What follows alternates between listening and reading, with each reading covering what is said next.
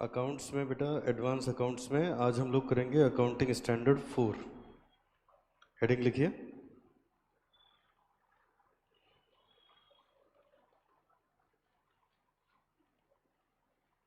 Accounting standard 4।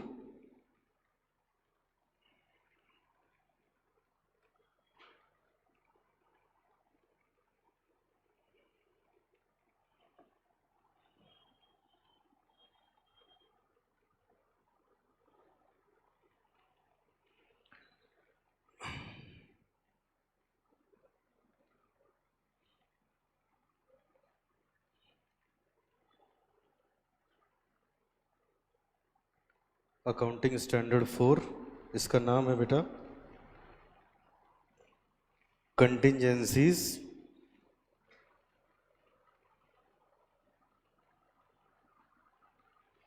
And events after balance sheet date.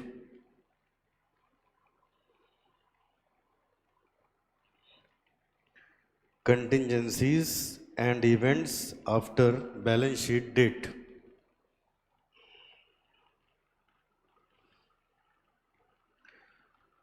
लिखिए जरा, सबसे पहले कंसेप्ट 1।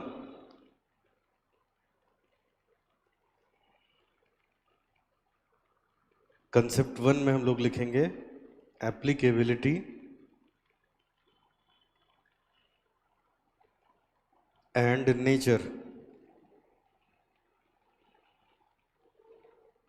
लिखिए बेटा, applicable and amended by MCA and ICAI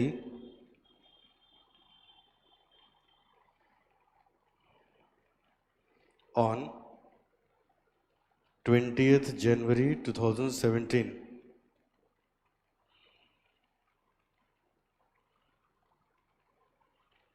आगे लिखेंगे, This AS is applicable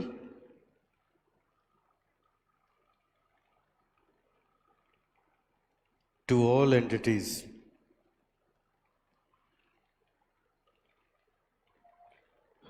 This AS is applicable to all entities।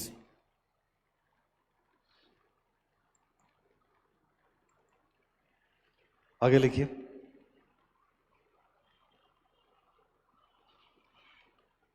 Concept 2,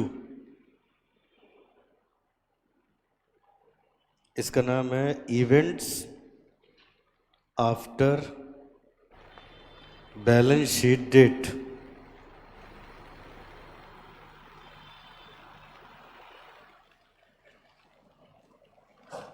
events after balance sheet date. लिखिए बेटा, as per the provision of accounting standard 4,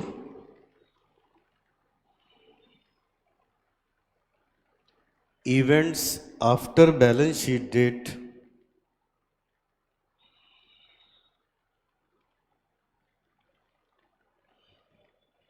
but before approval on financial statement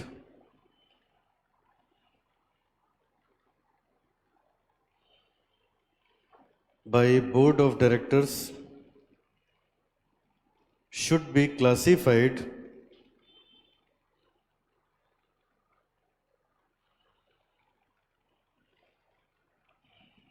under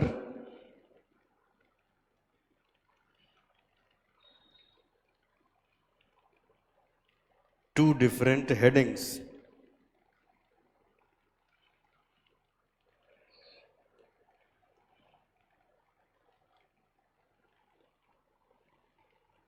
पहला, adjusting events,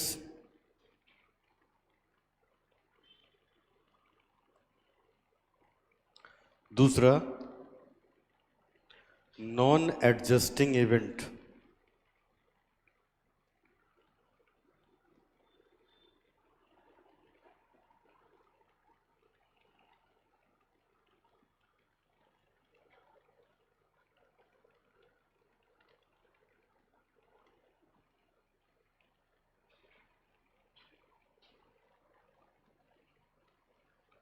आगे लिखिए बेटा।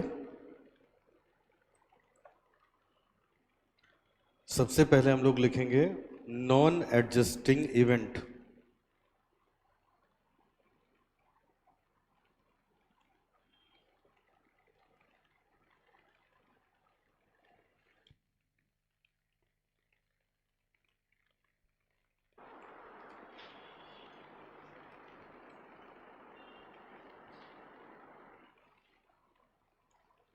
Non adjusting events लिखिए इसमें, if any event which was not in the knowledge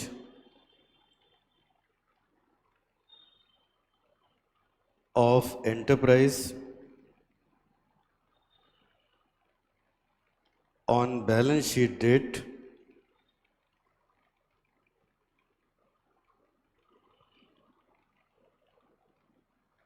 is non-adjusting events।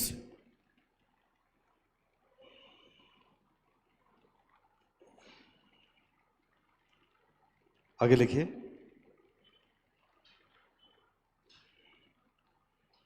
we can say that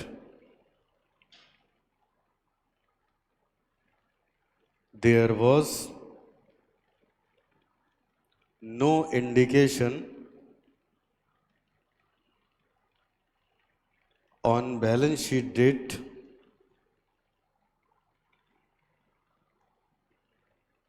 about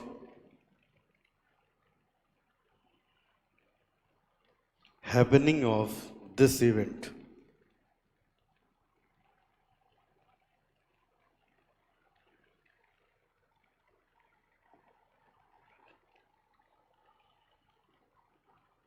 third point में लिखिए,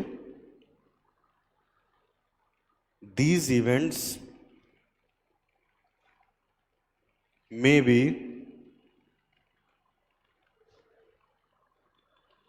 in the form of loss by fire, earthquake, flood,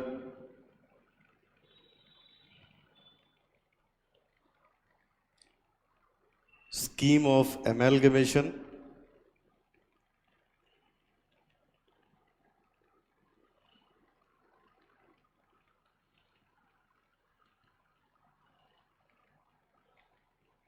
which is undertaken after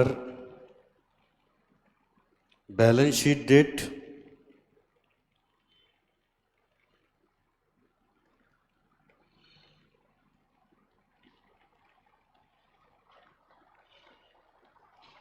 decline in the value of investment or stock after balance sheet date,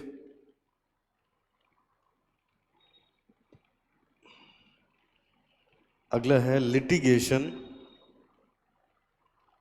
or other legal proceedings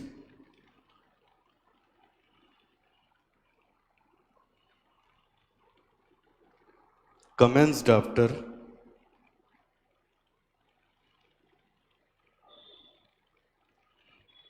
balance sheet date।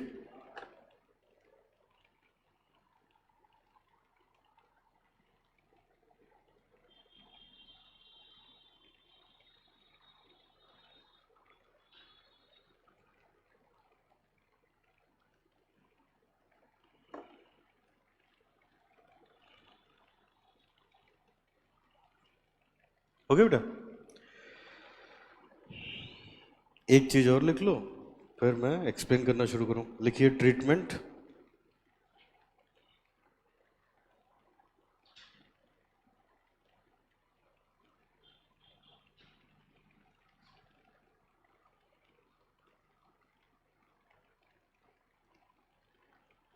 Treatment में लिखिए these events should be treated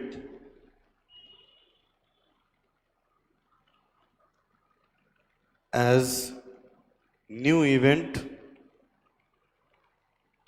and should be adjusted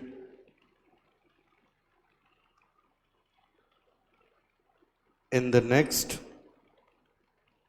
financial year.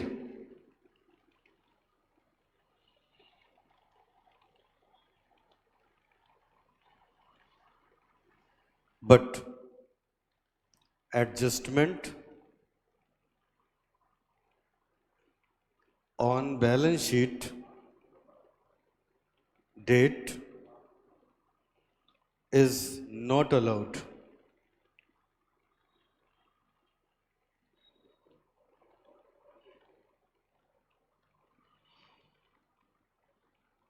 We can disclose these items in the director's report only.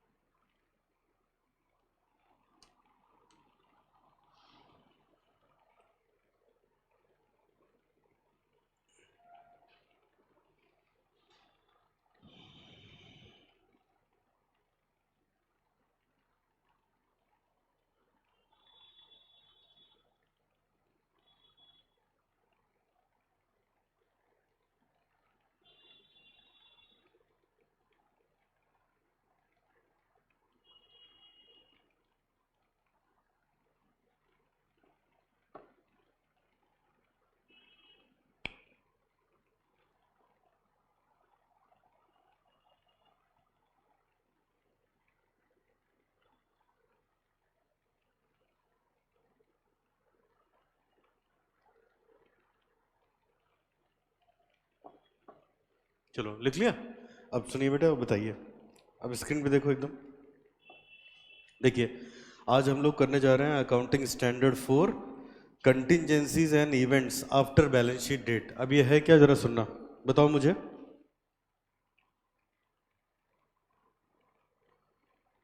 सब बच्चे बताओ बेटा, financial year हम लोग का कब शुरू होता है? 1 अप्रैल को। जैसे मान लो 1 अप्रैल 23 को ईयर शुरू हुआ, तो नेक्स्ट ईयर वो 31 मार्च 24 को खत्म होगा जाके। ठीक है, जाके खत्म होगा। अब ये बताना मुझे, बताओ तो कंपनी बेटा यहां से लेके और इस डेट तक बिजनेस करती है।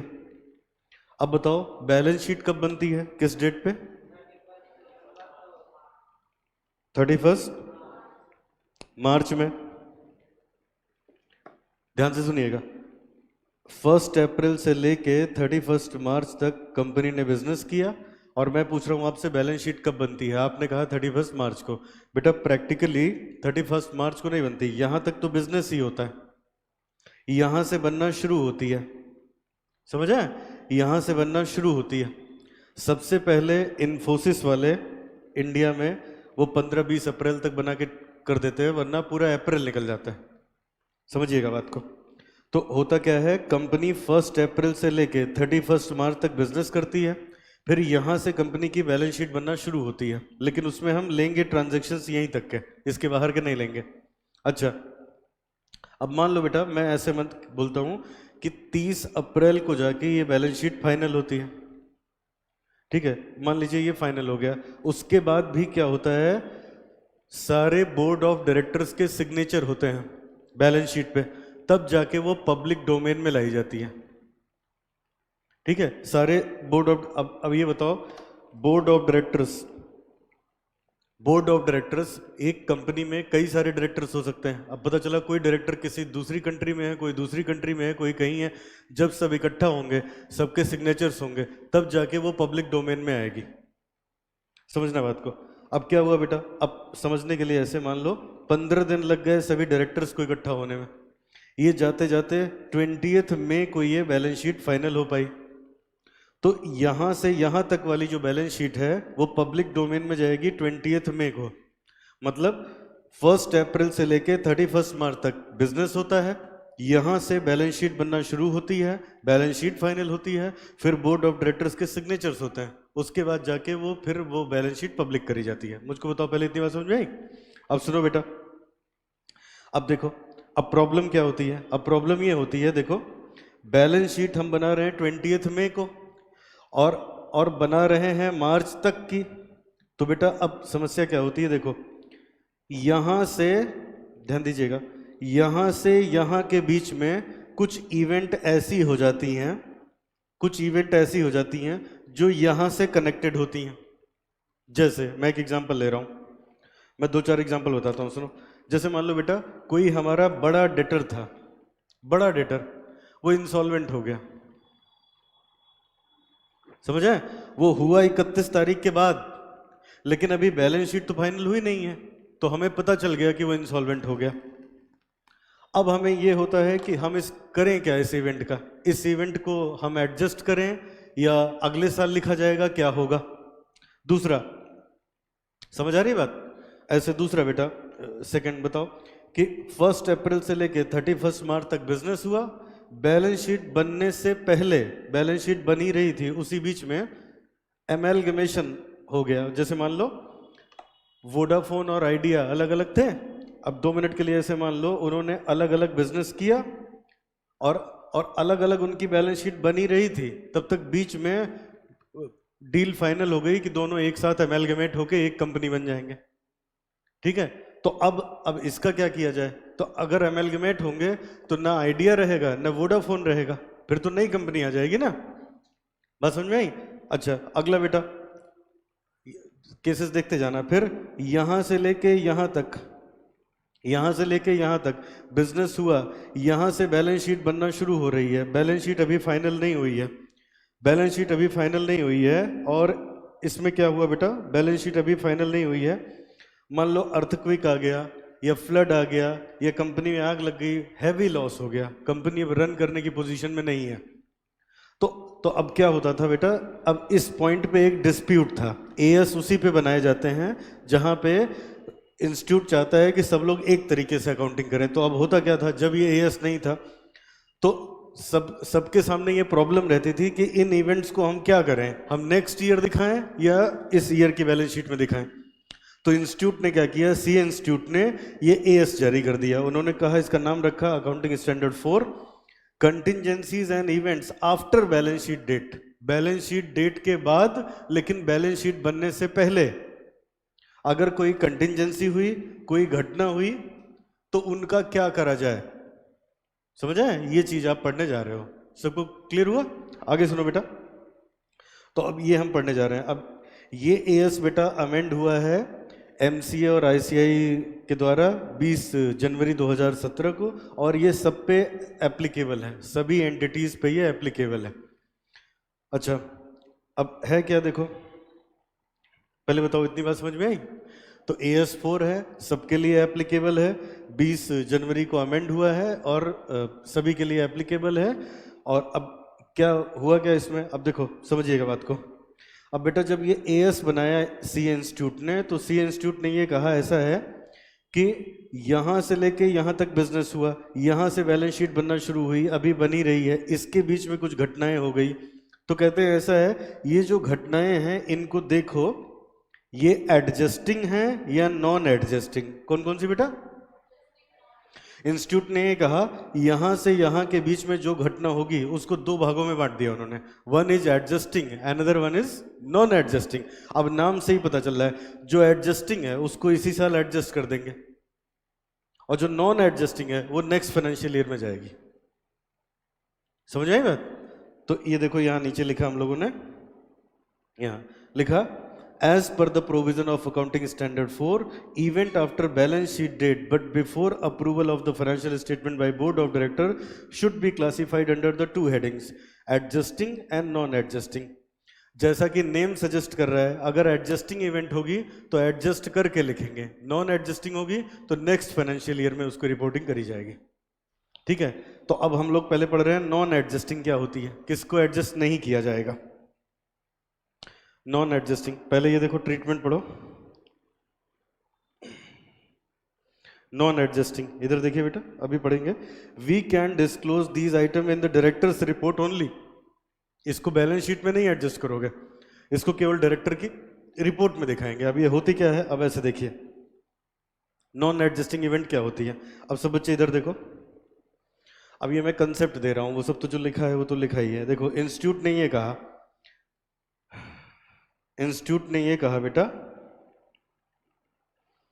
इंस्टीट्यूट ने कहा देखो ऐसा है, यहां से यहां तक तुमने बिजनेस किया, तुमने फिर बैलेंस शीट बनाना शुरू करा, और अब यहां इसके बीच में कुछ घटना हो गई जिसके बारे में तुम परेशान हो, हम उसको एडजस्ट करें कि ना एडजस्ट करें। तो इंस्टीट्यूट कहता है ऐसा है, देखो जो घटना हुई, जो इवेंट हुई, जो भी इवेंट हुई, ऐसा करो, अगर जानना है कि वो एडजस्टिंग है कि नॉन एडजस्टिंग है, तो ऐसा करो, इस डेट पे जाके सोचो, बैलेंस शीट डेट पे जाके सोचो, सोचो क्या इस घटना की हमें जरा सी भी आशंका थी?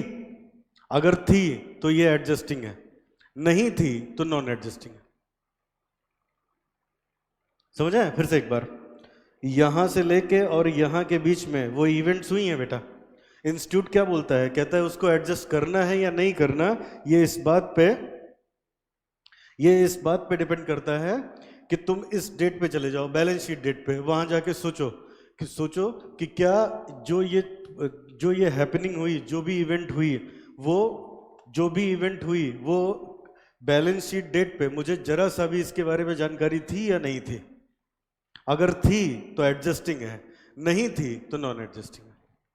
जैसे एग्जांपल सुनो, बताओ बेटा, अगर हमने क्रेडिट सेल करी है तो ऑब्वियस है ना बैड डेट होगा, है ना। अभी धीरे धीरे ऐसे पढ़ोगे तो वो वाला अभी बाद में बताएंगे। तो अब बताओ कैसे पता लगाओगे एडजस्टिंग है कि नॉन एडजस्टिंग है? घटना होगी बैलेंस शीट डेट के बाद, लेकिन हम क्या करेंगे, हम एज्यूम कर लेंगे कि हम 31 मार्च पे हैं, फिर सोचेंगे क्या उस पर्टिकुलर डेट पे हमें इसकी जानकारी थी? अगर थी तो ये एडजस्टिंग है, नहीं थी तो नॉन एडजस्टिंग है। तो हम पहले पढ़ रहे हैं नॉन एडजस्टिंग, जरा देखिए क्या लिखा है। इसमें लिखा है बेटा, if any event which was not in the knowledge of enterprise and balance sheet date on the balance sheet date is non adjusting event। अगर कोई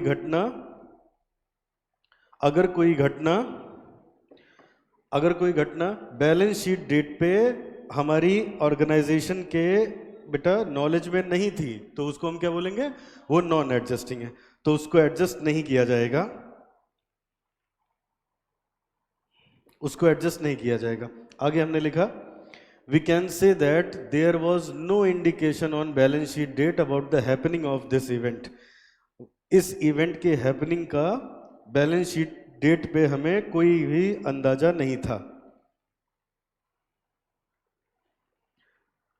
अगर इस इवेंट का बैलेंस शीट डेट पे हमें जरा सा भी अंदाजा नहीं था तो हम इसको क्या बोलेंगे, नॉन एडजस्टिंग इवेंट, है ना। अब वो क्या क्या हो सकती है, ये देखो बेटा, ये कोई लॉस बाय फायर हो गया, अर्थक्वेक आ गया, बाढ़ आ गई, फिर एमैलगमेशन हो गया जो मैंने आपको एग्जांपल दिया था। फिर अगला बेटा, decline in the value of investment और stock after balance sheet date. अब ये क्या है, देखो अभी आप लोग एक केस पढ़ोगे इन्वेस्टमेंट, उसमें क्या होता है, जैसे बताओ, ये हमने अगर मान लो बाजार में हमने शेयर मार्केट में कुछ इन्वेस्टमेंट करी है, हमने किसी कंपनी के, ध्यान से सुनिएगा, किसी कंपनी के शेयर खरीदे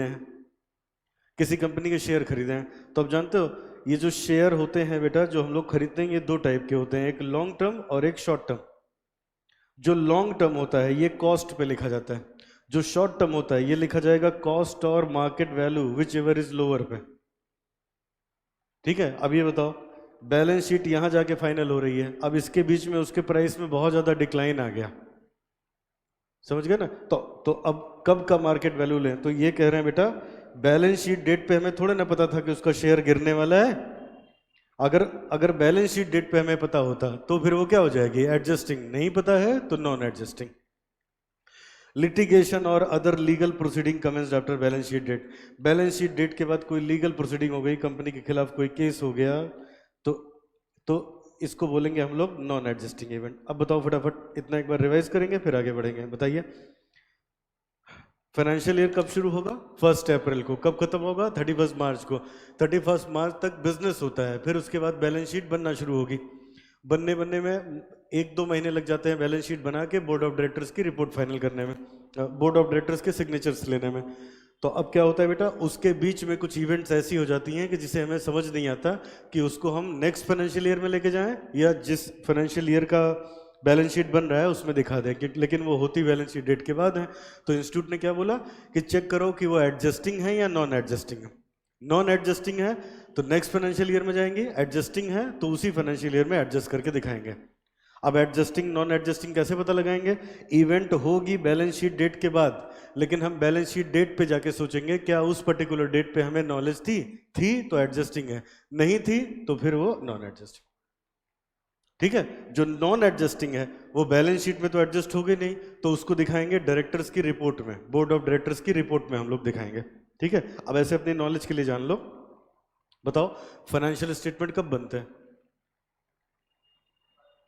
कितने दिन बाद? फाइनेंशियल स्टेटमेंट वैसे तो 1 साल बाद बनते हैं, लेकिन बेटा बोर्ड ऑफ डायरेक्टर्स क्वार्टरली बनवाते हैं अपने लिए। आप लोग न्यूज़ सुनते हो तो उसमें देखते हैं ना, एसबीआई का क्वार्टरली प्रॉफिट इतने से कम हो गया, या अब सुनिए मैं समझाता हूँ। देखो, अगर हम 1 साल मेहनत करेंगे, अगर हम 1 साल बाद फाइनेंशियल स्टेटमेंट बनाएंगे, तो 1 साल बाद अगर घाटा हुआ या फायदा हुआ जो भी हुआ, फिर वो तो वही रहेगा ना। तो वो लोग क्या करते हैं, टारगेट बनाते हैं और क्वार्टरली बनाते हैं, लेकिन केवल अपने लिए। उसको बोलते हैं कंडेंस्ड फाइनेंशियल स्टेटमेंट। उससे कंट्रोल रहता है ना कि इस 3 महीने में क्या, इस क्वार्टर में क्या हुआ, अगर पीछे हैं तो अगले क्वार्टर में और प्रेशर डालेंगे और काम करवाएंगे, ऐसे कर करके। लेकिन वो अपने लिए बनवाते हैं, तो वो उनकी रिपोर्ट में होता है। समझ आए? अच्छा, तो ये देखो हमने यहाँ क्या लिखा, अगर इवेंट हुई नॉन एडजस्टिंग तो these event should be treated as new event and should be adjusted in the next financial year, but adjustment on balance sheet date is not allowed. मतलब हम करंट ईयर में इसको adjust नहीं करेंगे, इसकी adjustment कहाँ होगी? नेक्स्ट फाइनेंशियल ईयर में होगी, लेकिन ये बात बोर्ड ऑफ डायरेक्टर्स की रिपोर्ट में मेंशन करी जाएगी। बताओ समझ में आ गया एडजस्टिंग क्या होती है? चलिए आगे लिखिए। ये तो नॉन एडजस्टिंग था, अब लिखिए adjusting.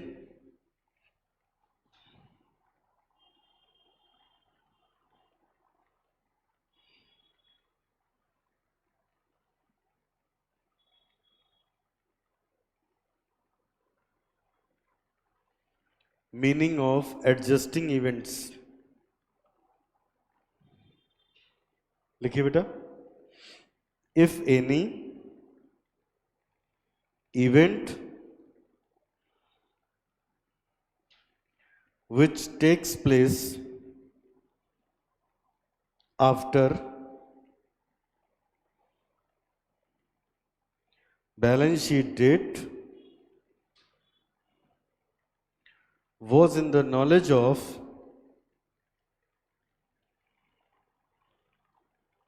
the enterprise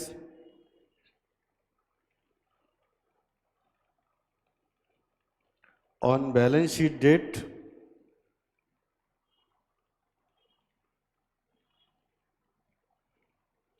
then it should be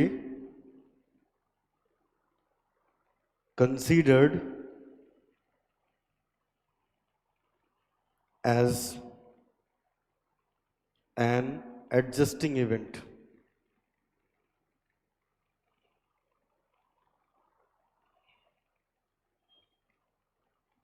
second point में लिखिए, we can say that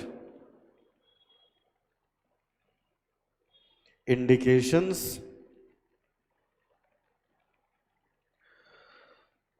on balance sheet date about happening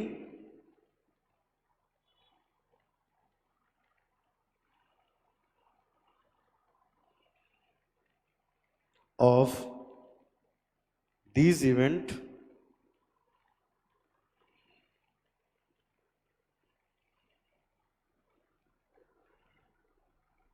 third point में लिखिए, these events may be in the form of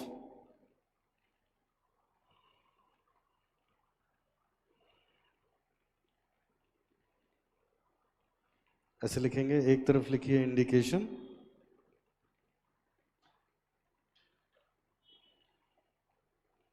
on balance sheet date, और एक तरफ लिखेंगे result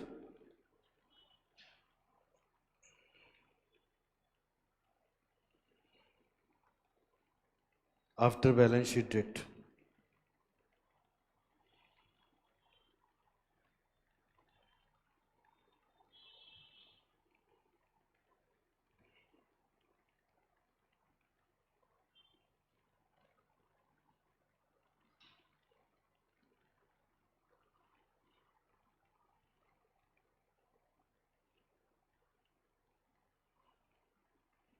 Provision for doubtful debt,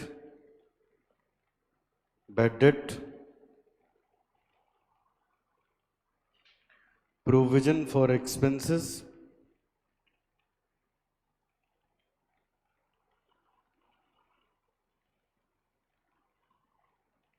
actual consumption,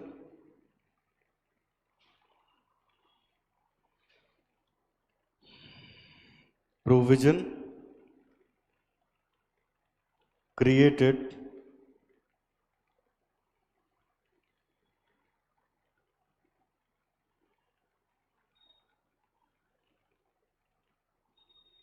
for claim against firm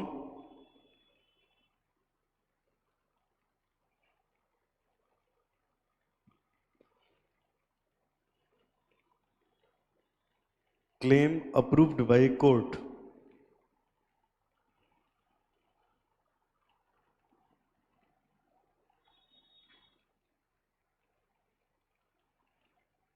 उसके नीचे लिखिए treatment,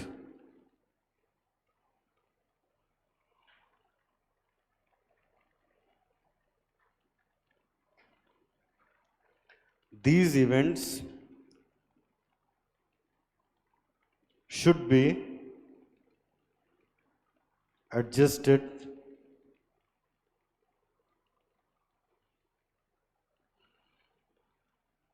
on balance sheet date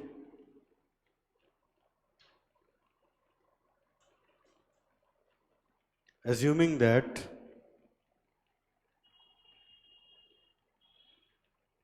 these events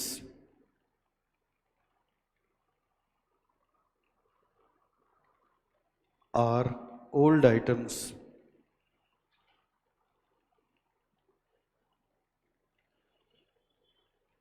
and we can consider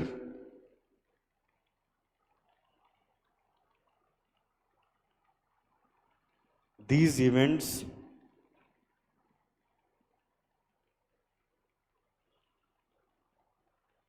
in financial statement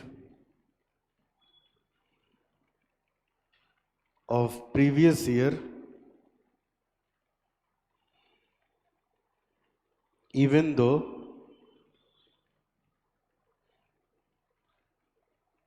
these events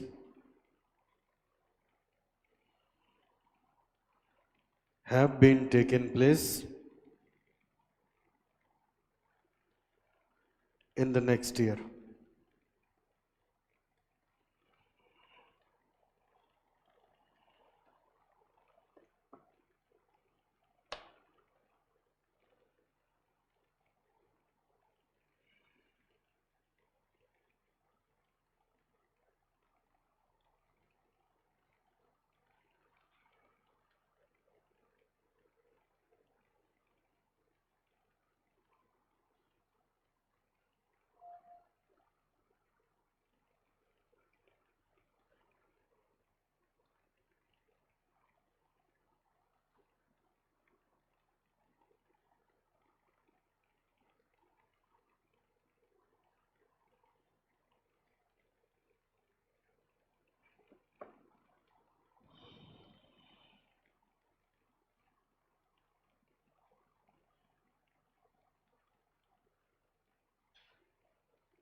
हो गया?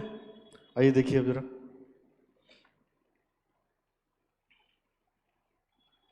देखो बेटा, हम लोगों ने पढ़ा अभी तक नॉन एडजस्टिंग, अब यहाँ पढ़ने जा रहे हैं एडजस्टिंग इवेंट क्या होती है। तो मैंने जो आपको बताया अभी,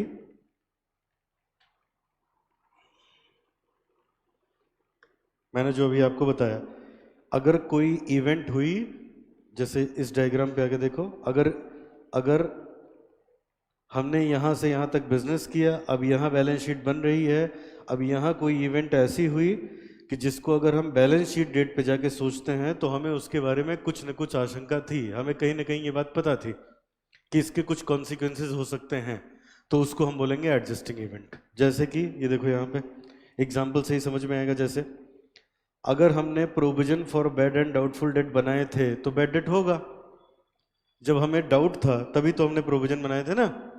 दूसरा बेटा, अगर हमने किसी एक्सपेंस के लिए प्रोविजन बनाया था, अगर हमने किसी प्रोविजन के लिए एक्सपेंस के लिए प्रोविजन बनाया था तो वो होगा भी। फिर अगर मान लो कंपनी के खिलाफ कोर्ट में कोई केस चल रहा था तो उसका कुछ ना कुछ सही गलत फैसला आ सकता है ना बेटा। तो ऐसे इस ये इंडिकेशन है, उसके ये कॉन्सिक्वेंसेस हैं।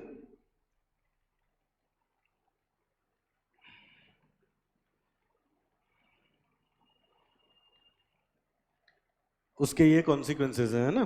तो तो ये देखिए हमने क्या लिखा, if any event which takes place after balance sheet date was in the knowledge of enterprise on the balance sheet date, then it should be considered as adjusting event. We can say that indication on balance sheet date about happening of these events, मतलब indication था balance sheet date पे, तो वो adjusting हो जाएगी, otherwise वो non adjusting होगी। बताओ पहले यहाँ तक समझ में है? ट्रीटमेंट क्या होगा, देखिए क्या लिखा, these events should be adjusted on the balance sheet date assuming that these events are old item and we can consider these item in the financial statement of the previous year even though these events have taken place in the next year। इनकी happening हुई है next year में, लेकिन इनको हम previous में adjust करके फिर दिखाएंगे। बताओ यहाँ तक समझ में है? आगे बेटा, आगे अब इसमें एक छोटी सी अमेंडमेंट है, उस पर आइए जरा। और आप लोग जानते हो अमेंडमेंट से एग्जाम में ज़्यादा क्वेश्चन पूछते हैं वो लोग।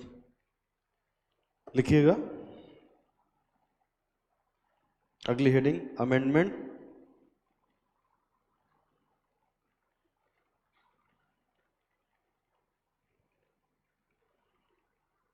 इन this statement in 2017,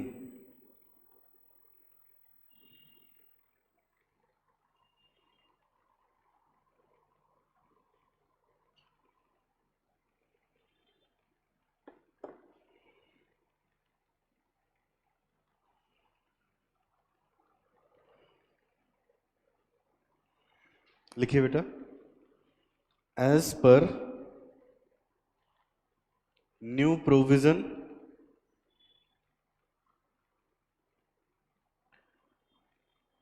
proposed dividend is not a liability now, it should be disclosed under the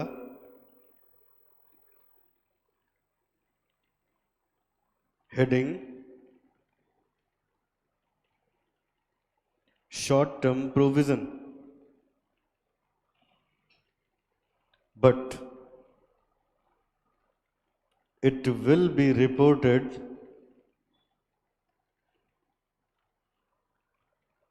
in notes to accounts।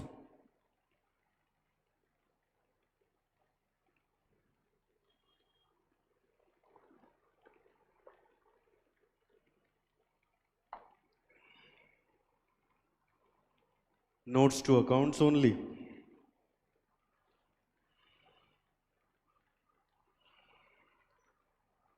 If any dividend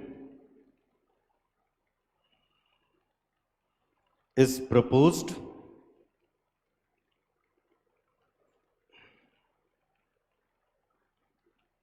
after balance sheet date,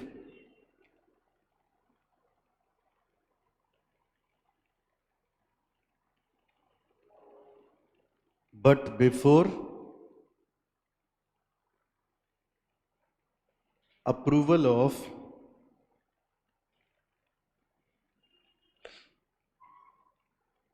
board of directors on statement,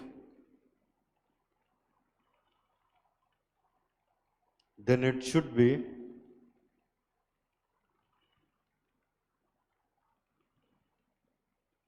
considered as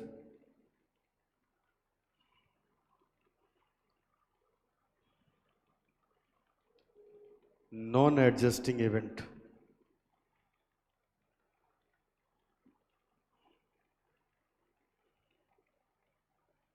And it should not be adjusted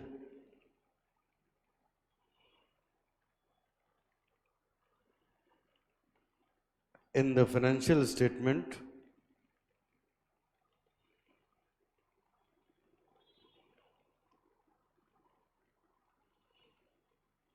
of previous year.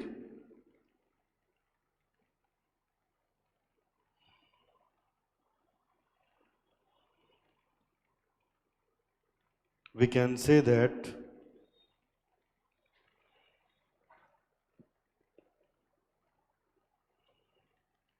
proposed dividend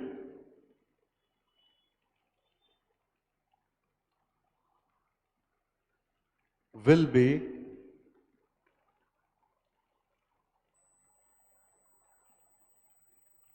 adjusted in the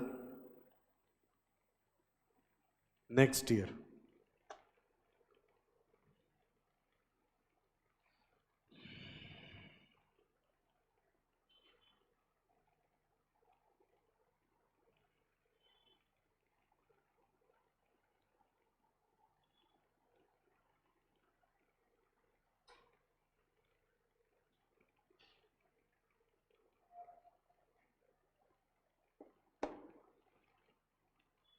चलो लिख लिया। अब चलिए इधर देखिए,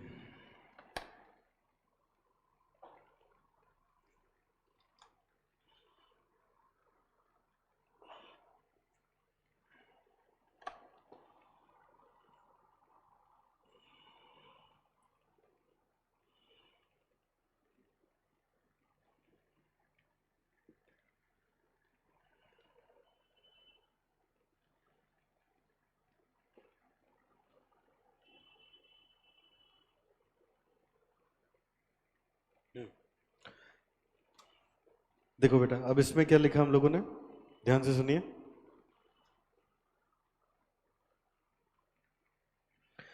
अब ये amendment क्या है जरा यहां समझिए। देखो बेटा, खूब ध्यान से सुनिएगा। 1 अप्रैल 2022 से 31 मार्च तक कंपनी बिजनेस करती है। यहां से आप सबको पता है, यहां से इनकी बुक्स ऑफ अकाउंट्स बनना शुरू होती हैं। फिर क्या होता है, जब बुक्स ऑफ अकाउंट्स बन के फाइनल हो जाएंगी तब पता चलेगा ना कि इनके प्रॉफिट एंड लॉस अकाउंट में प्रॉफिट है भी कि नहीं है। और जब पता चलेगा कि प्रॉफिट है, तब इसके बाद आप लोग कंपनीज एक्ट में पढ़ते हो कि बोर्ड ऑफ डायरेक्टर्स की एनुअल जनरल मीटिंग कराई जाएगी। उस मीटिंग में अनाउंस होगा कि कितना डिविडेंड बांटना है। इसी अनाउंस्ड डिविडेंड को बोलते हैं प्रपोज्ड डिविडेंड।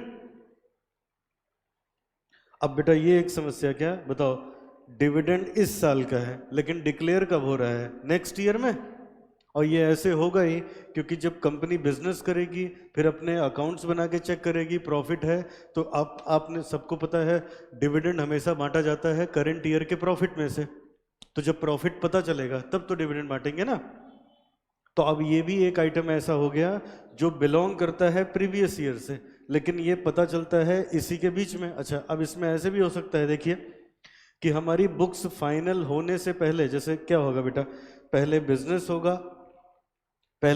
होगा, फिर बुक्स बनेंगी, बनने के बाद बोर्ड ऑफ डायरेक्टर्स इस पे साइन करेंगे, तब होगा ना।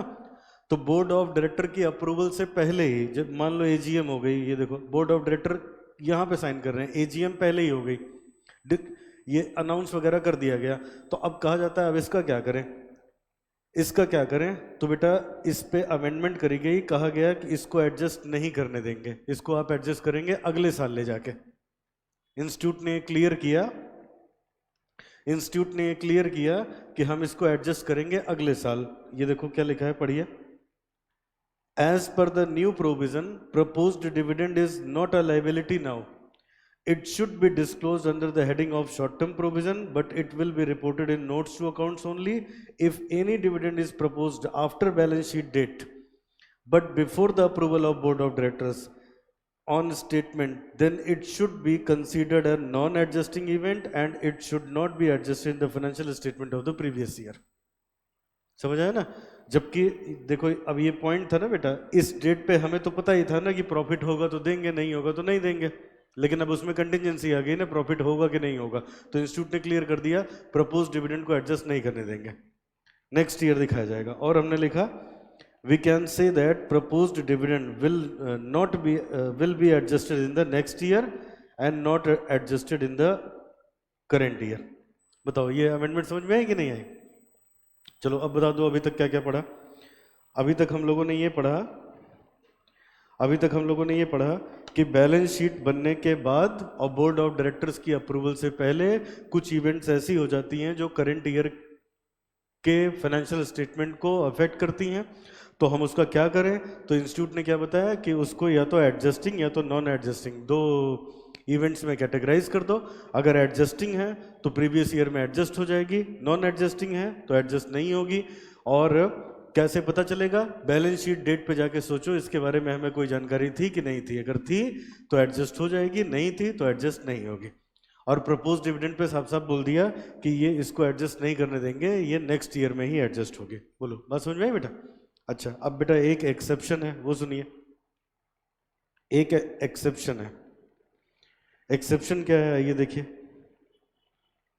पहले समझा देता हूं फिर लिखते हैं। इधर देखो सब बच्चे, जैसे ध्यान से सुनना, जैसे मान लो 1 अप्रैल से लेके 31 मार्च तक किसी कंपनी ने बिजनेस किया। अब बेटा यहां से बुक्स ऑफ अकाउंट्स बनना शुरू हुई, यहां से बुक्स ऑफ अकाउंट बनना शुरू हुई। अब बुक्स ऑफ अकाउंट्स बनने शुरू होने से बोर्ड ऑफ डायरेक्टर्स की अप्रूवल के बीच में कोई घटना ऐसी हो गई जिससे कंपनी का गोइंग कंसर्न अफेक्ट हो गया। क्या बोला मैंने? बैलेंस 1 अप्रैल से लेके 31 मार्च तक कंपनी ने बिजनेस किया, फिर बुक्स ऑफ अकाउंट्स बनना शुरू हुई, है ना, फाइनेंशियल स्टेटमेंट्स बनना शुरू हुए और बोर्ड ऑफ डायरेक्टर की अप्रूवल के बीच में कुछ घटना ऐसी हो गई जिसने कंपनी के गोइंग कंसर्न को अफेक्ट कर दिया। किसको बेटा? गोइंग कंसर्न मतलब अब अगले साल कंपनी व्यापार नहीं कर पाएगी। हम लोगों ने पढ़ा था fundamental accounting assumption, going concern, consistency and accrual. Going concern क्या होता है? फोरसीएबल फ्यूचर में कंपनी अपना मतलब अगर है तो गोइंग कंसर्न है, फोरसीएबल फ्यूचर का मतलब कमिंग 12 मंथ। समझ आया? अब जैसे ऐसे देखो बेटा, ध्यान से सुनिएगा बात मेरी। अब इस टाइम गैप में कोई घटना ऐसी हो गई जो कंपनी को गोइंग कंसर्न को अफेक्ट कर रही है। अब गोइंग कंसर्न को अफेक्ट करने का मतलब क्या हुआ? जैसे बेटा अच्छा भला फोर्ड कंपनी इंडिया में बिजनेस कर रही थी, उन्होंने अनाउंस कर दिया नहीं अब हम जा रहे हैं यहां से, तो अब इंडिया में तो नहीं है ना, तो ऐसे ही इसी तरह की अगर कोई ऐसी घटना हो गई कि यहां से यहां तक बिजनेस हुआ, यहां से बैलेंस शीट बनना शुरू हुई, बोर्ड ऑफ डायरेक्टर की अप्रूवल से पहले कोई घटना ऐसी हो गई जिससे गोइंग कंसर्न अफेक्ट हो गया, तो फिर अच्छा अब इसको समझ लेते हैं। गोइंग कंसर्न अफेक्ट होने का मतलब अब कंपनी व्यापार नहीं कर पाएगी। जैसे मेजर लॉस बाय फायर हो गया, उससे कंपनी रिकवर नहीं कर पाई, बाढ़ आ गई, कंपनी उससे रिकवर नहीं कर पाई, है ना। कंपनी कोई बिजनेस करती थी वो इलीगल हो गया, जैसे मान लो पॉलीथीन बनाती थी कंपनी ने, सरकार ने पॉलीथीन को बैन कर दिया, तो उससे कंपनी का गोइंग कंसर्न अफेक्ट हो गया ना, अफेक्ट हो गया। तो कहते हैं तब अब जब कंपनी नहीं रहेगी तो अगला साल ही कहां रहेगा, तो इसी को स्ट्रेच करो और इस घटना को इसी में लेके मैनेज करके एडजस्ट करके तब लिखो। जब कंपनी का गोइंग कंसर्न अफेक्ट हो गया तो कमिंग ईयर में कंपनी ही नहीं रहेगी, नहीं रहेगी तो कहां से फाइनेंशियल्स बनेंगे? समझ में है ना? तो उसको उसी ईयर में एडजस्ट करवाया जाएगा। आई बात समझ में? कब क्या एक्सेप्शन है बेटा? अगर कोई इवेंट ऐसी हुई जिससे कंपनी का गोइंग कंसर्न अफेक्ट हुआ, लिखिए जरा।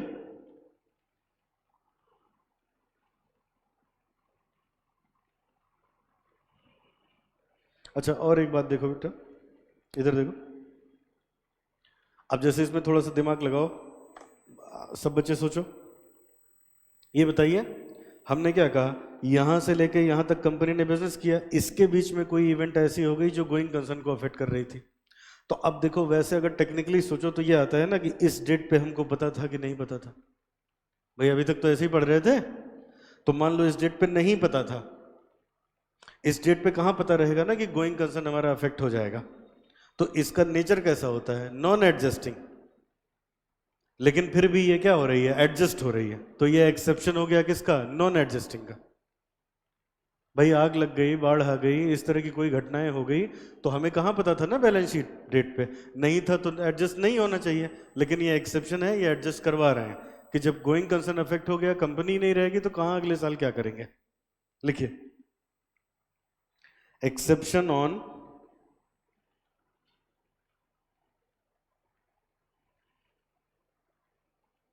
Non adjusting event.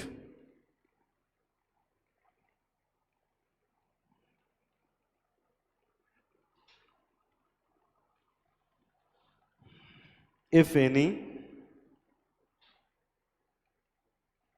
non-adjusting event affect assumption of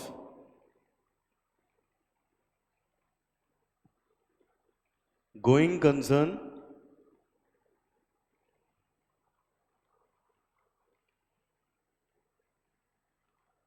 then such an event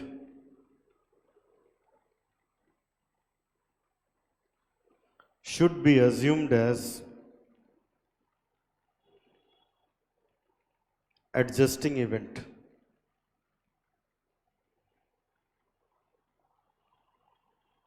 because financial statement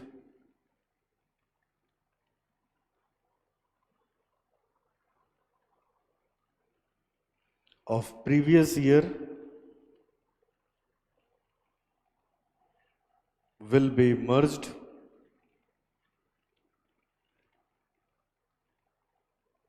up to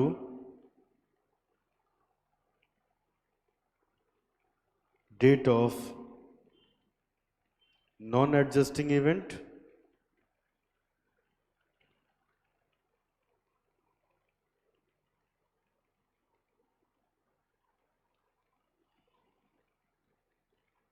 as single financial statement.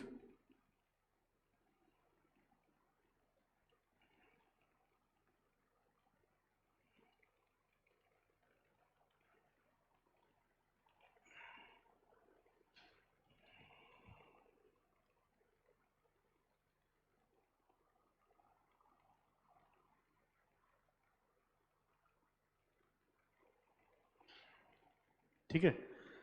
तो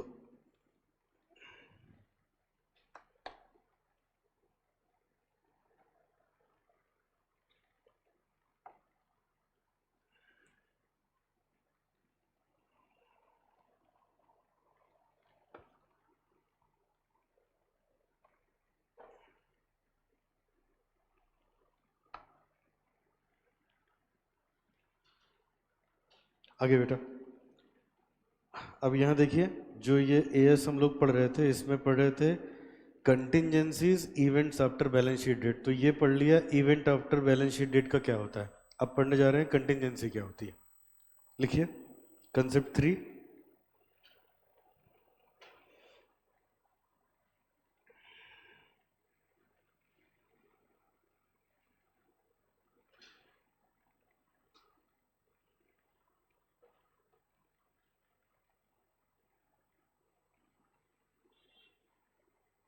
contingencies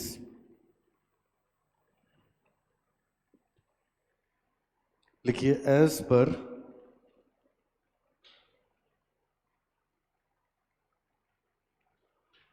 the provision of accounting standard 4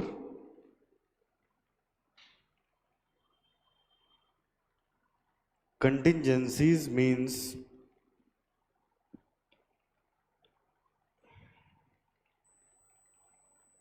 pending result from past transaction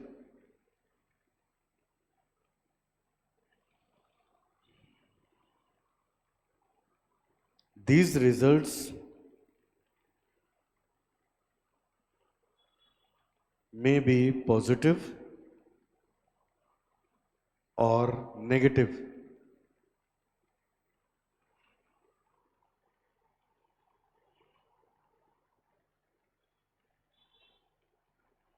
AS4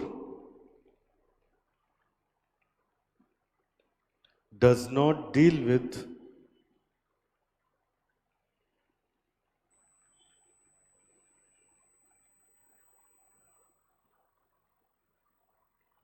all contingencies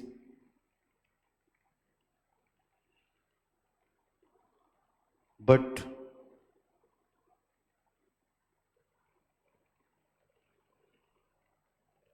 deals with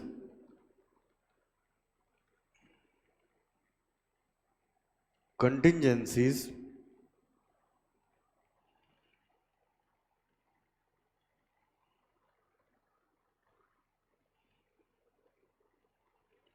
related to debtor.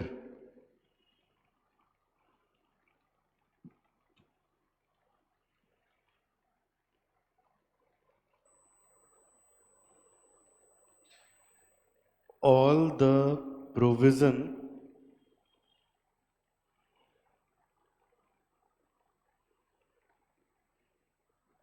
which are liability in nature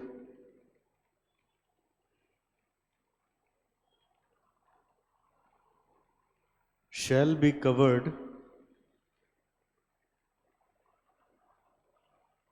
under accounting standard 29.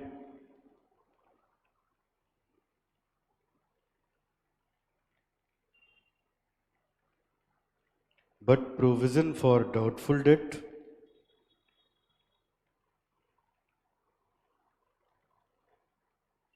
by accounting standard 4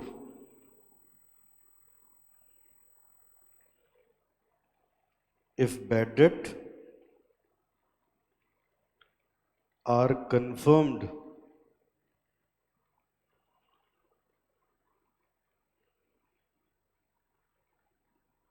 on the basis of strong evidence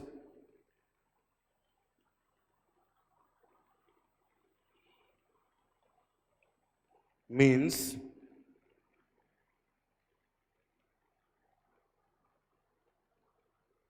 it is probable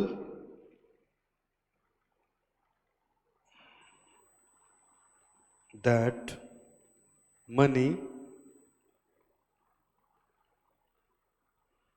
cannot be recovered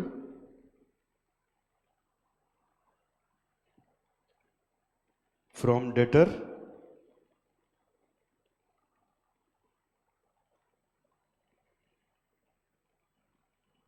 then we should create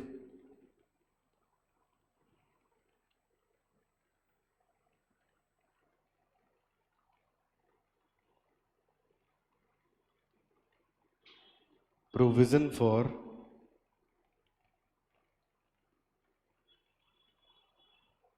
doubtful debt.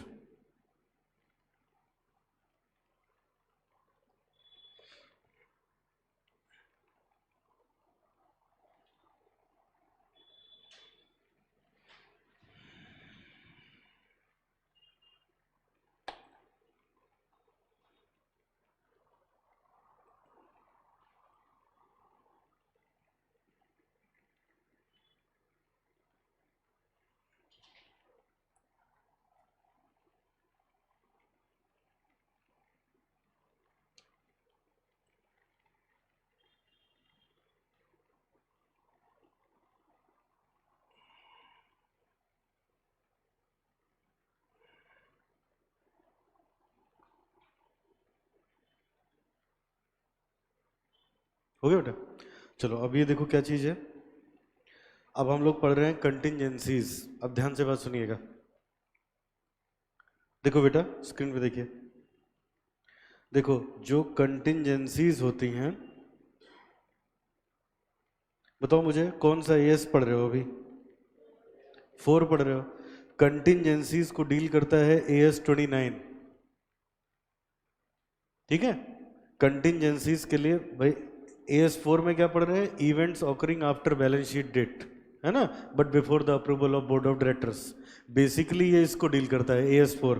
जितनी कंटिंजेंसीज हैं उसके लिए है अपने पास accounting standard 29। इसके बाद हम लोग वही करेंगे। लेकिन अब क्या है, इधर देखो बेटा।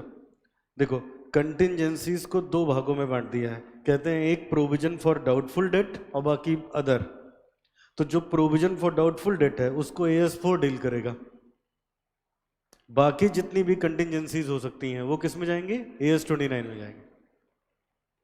समझ आए? फिर से एक बार बताओ, कंटिंजेंसीज को कौन डील करता है? Accounting standard 29। ठीक है, कि कंटिंजेंसीज का, कंटिंजेंट लायबिलिटी का हम क्या करेंगे, कहाँ दिखाएंगे, क्या होती है कंटिंजेंट लायबिलिटी, अभी अगला एस वही पढ़ोगे आप लोग। तो बाकी सबको डील करता है AS29, लेकिन इसको डील करता है कौन? Accounting standard 4। ये देखिए क्या लिखा हम लोगों ने। हमने यहां लिखा as per the provision of accounting standard 4 contingencies means pending result from past transaction. भाई कंटिंजेंसी भी तो यही होती है ना, हमने पहले कोई काम किया है जिसकी वजह से कोई रिजल्ट पेंडिंग है ना, कोई रिजल्ट पेंडिंग है, और वो रिजल्ट पॉजिटिव भी हो सकता है, वो रिजल्ट नेगेटिव भी हो सकता है। ठीक है, जैसे बताओ पंजाब नेशनल बैंक ने नीरव मोदी को गारंटी दी थी, बैंक गारंटी। तो उन्होंने, ये पास्ट ट्रांजैक्शन था तो उन्होंने गारंटी दी थी। अब उसका पेंडिंग रिजल्ट था, अगर वो पैसा नहीं देखा तो PNB को देना पड़ जाएगा। उसने नहीं दिया, नहीं दिया तो इनको देना पड़ा, तो उसका नेगेटिव इंपैक्ट आया इन पे। समझ आया? इसी का उल्टा बेटा, मान लो कंपनी के ऊपर कोई केस चल रहा था, कंपनी जीत गई, जीत गई तो पॉजिटिव रिजल्ट भी आ सकता है। तो पहले ये हम एक्सप्लेन कर रहे हैं क्या कंटिंजेंसी होती क्या है। कंटिंजेंसी होती है पास्ट में हमने कुछ ऐसे काम किए हैं जिसकी वजह से कोई रिजल्ट आ रहा है जो मुझ पे पॉजिटिव या नेगेटिव इंपैक्ट डालेगा। तो अकाउंट में तो हम लोग प्रूडेंट कंसेप्ट से चलते हैं, भविष्य में होने वाले नुकसान लिखते हैं, फायदे तो लिखते नहीं, तो इसीलिए नुकसान पे फोकस यहाँ किया जाता है। तो अगर हमने पास्ट में कोई ऐसा काम किया है जिसकी वजह से हम पे पॉजिटिव या नेगेटिव इंपैक्ट आएगा तो उसको हम बोलते हैं कंटिंजेंसी। लेकिन पॉजिटिव वाला हम लोग लिखते नहीं, कौन सा लिखते हैं? नेगेटिव वाला लिखते हैं। तो नेगेटिव की कैसे डील करेंगे उसको कौन बताएगा? AS29 बताएगा। लेकिन provision for bad and doubtful debt वाला कौन बताएगा? AS4 बताएगा। यहां देखिए क्या लिखा हमने, AS4 do not deal with all contingencies but deals with contingency related to debtor. All the provision which are liability in the nature shall be covered under AS29, but the provision for bad and doubtful debt is by accounting standard 4. If bad debt are confirmed on the basis of strong evidence, it means it is probable that money cannot be recovered from the debtor, then we should create a provision for bad and doubtful debt. तो बाकी सारे liability provision को deal करेगा AS29, लेकिन bad debt वाला कौन deal करेगा? AS4। और इसमें क्या लिखा है देखो, अगर स्ट्रॉन्ग एविडेंस से ये कंफर्म हो गया है कि पैसा डूब जाएगा, हम पैसा रिकवर नहीं कर पाएंगे अपने डेटर्स से, तो ऐसी हालत में हमें प्रोविजन बना लेना चाहिए। अगर स्ट्रॉन्ग एविडेंस से ये कंफर्म हो गया है कि हमारे पैसे डूब जाएंगे तो ऐसी परिस्थिति में हम लोग को डाउटफुल डेट के लिए प्रोविजन बना लेना चाहिए। तो अब आओ एक बार रिवाइज करते हैं। पहला, एक बार कॉपी कर लिया ना सभी, रिवाइज कर लेते हैं। बताओ क्या क्या हुआ। बैलेंस शीट साल भर बिजनेस होता है, बैलेंस शीट बनने के बाद और बोर्ड ऑफ डायरेक्टर की अप्रूवल से पहले क्या होता है बेटा, मतलब जब बैलेंस शीट बन रही होती है और डायरेक्टर्स का अप्रूवल नहीं होता है तो इसमें कुछ इवेंट्स हो जाती हैं जिसका हमें समझ नहीं आता हम क्या करें। तो इंस्टीट्यूट ने क्या कहा, उसको 2 पार्ट्स में कैटेगराइज कर दो। कौन कौन सा? एडजस्टिंग एंड नॉन एडजस्टिंग कैसे पता चलेगा? बैलेंस शीट डेट पे जाके सोचो, अगर आपको उसके बारे में कोई जानकारी थी तो वो एडजस्टिंग है, नहीं थी तो नॉन एडजस्टिंग जाएगी अगले फाइनेंशियल ईयर में, और इस साल दिखाएंगे बोर्ड ऑफ डायरेक्टर्स की रिपोर्ट में। ठीक है, उसके हम लोगों ने एग्जाम्पल लिखे थे, loss by fire, loss by flood, decline in the value of stock, amalgamation वगैरह वगैरह। और अगर एडजस्टिंग है तो एडजस्टिंग कैसे पता लगाओगे? बैलेंस शीट डेट पे अगर हमें जरा सा भी डाउट था तो वो किस नेचर की हो जाएगी? एडजस्टिंग। जैसे कि हमने यहाँ पे लिखा कि बैड डेट हुआ, अगर प्रोविजन बनाया था तो बैड डेट होगा, है ना? तो इनको हम लोग उसी फाइनेंशियल ईयर में एडजस्ट करेंगे। इसके बाद एडजस्ट करेंगे, फिर एक अमेंडमेंट आई, उसमें क्या लिखा कि प्रोविजन प्रपोज्ड डिविडेंड होता पिछले साल का है, दिया अगले साल जाता है, तो वो भी कनेक्ट होता है जाके पिछले साल से। और कहीं ना कहीं कंपनी को इस बात की जानकारी थी कि या तो डिविडेंड देना है या तो डिविडेंड नहीं देना है ना? लेकिन एएस ने साफ साफ कह दिया कि ये जो प्रपोज्ड डिविडेंड है ये किस नेचर का लिया जाएगा? नॉन एडजस्टिंग नेचर का लिया जाएगा, इसको इस साल एडजस्ट नहीं करवाएंगे। फिर उसके बाद एक एक्सेप्शन आई बेटा नॉन एडजस्टिंग पे, क्या कि वैसे तो अगर हमें किसी चीज के बारे में कोई आशंका नहीं होती तो हम उसको नॉन एडजस्टिंग मानते हैं, लेकिन अगर कोई ऐसी घटना हो गई जिससे कंपनी का गोइंग कंसर्न अफेक्ट हो रहा है, गोइंग कंसर्न का मतलब क्या हुआ? आगे कंपनी सरवाइव नहीं कर पाएगी, तो हम फाइनेंशियल ईयर को स्ट्रेच कर देंगे और उसको उसी में कंबाइन करके उसी ईयर में दिखाएंगे। कंटिजेंसीज पे हमने ये पॉइंट पढ़ा, कंटिजेंसीज पे हम लोगों ने पॉइंट पढ़ा कि जो कंटिजेंसी है बेटा, जो कंटिजेंसी है, वैसे तो कंटिजेंसी होती क्या है? पास्ट में हमने कुछ ऐसे ट्रांजैक्शन किए हैं जिसका फ्यूचर में रिजल्ट आता है, वो पॉजिटिव भी हो सकता है, नेगेटिव भी हो सकता है, तो वही क्या है? कंटिजेंसी। कंटिजेंसी को कौन सा एएस डील करता है? 29। लेकिन अगर कंटिजेंसी है provision for bad and doubtful debt की, तो उसको कौन डील करेगा? Accounting standard 4।